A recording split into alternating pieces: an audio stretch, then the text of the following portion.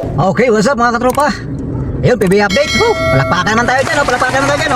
Congratulations sa ating 22 pang 5G mga katropa. One more win mga katropa. Balik finals na ang ating TNT. Balik final na po, yun.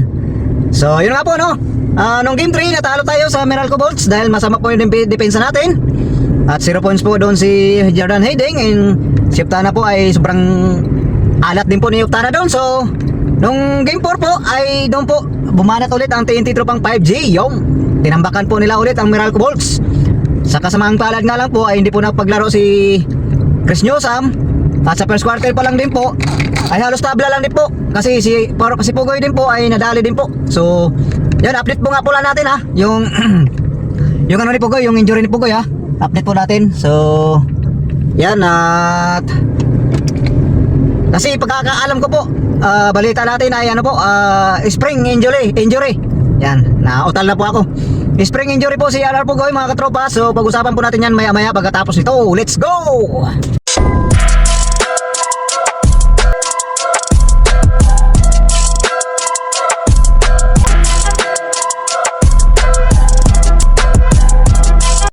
Okay, what's up mga katropa? PB update. Ayun na po no. Bago po tayo magsisimula mga katropa, humihingi po ako muna sa inyo ng isang pabor.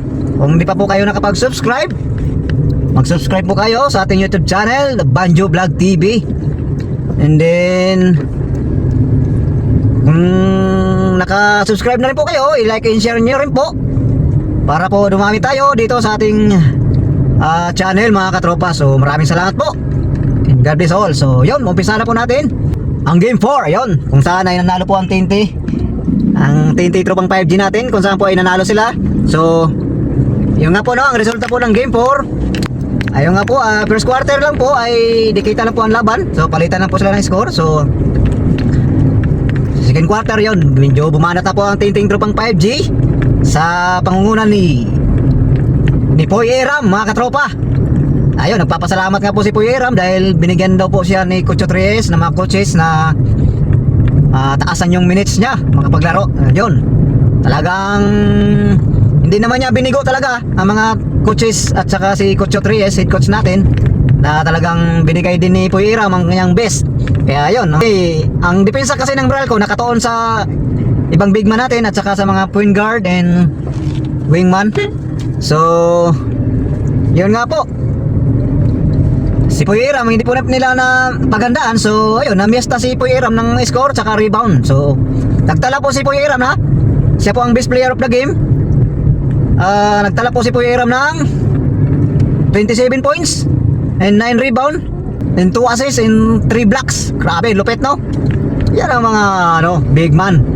So yun nga po, talagang pinatunayan ni Poy Eram na andyan pa rin talaga siya. So magandang pangitain yan kasi alam ko na papasok sila sa final. So ayun, bumawi din si Jordan Hayding saka si Calvin Uptana. Yun, tumatama na rin po yung 3 points nila. Kaya yung resulta, tambak po ang Meralco ng umabot pa nga po ng 24 points ng tambak eh. So yun nga po, at masamang balita po sa TNT dahil po si RR Pugoy po.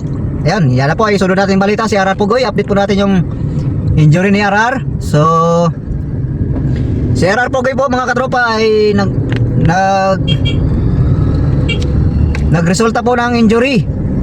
Ayan, ankle injury po, ankle spring injury si RR Pugoy. So 1 week and 2 weeks daw hindi makapaglaro si Pugoy. So tamang tama lang po yan para makapagpahinga siya para sa ating finals. So alam naman natin na TNT na talaga papasok dyan mga katropa. So kasi 3-1 na po 3-1 na po ang standing. So pag-usapan din po natin yung game 5 prediction. So ang prediction ko po sa TNT, alam kong kaya na tapusin kahit wala pa si RR Pugoy. So si kay Rin ng Batak po, wala pong problema, nakapaglaro po si Rin ng Batak. So ang masasabi ko sa prediction sa TNT sa game 5, ang gagawin po nila ay depensa. Yan, depensa po ulit. Yun po ang susi talaga ng pagkapapanalo nila nung game 4. Depensa talagang malupit. Kasi nung game 3, nung natalo sila, ang sobrang luwag ng depensa nila, parang naaawa sila sa mga player ng Meralco. So ayun, depensa ulit para manalo sila ulit sa game 4 sa game 5. So So yung nga po no. At ihuli na lang nila yung opensa kasi ang depensa talaga ang importante. Number 1 talaga yan.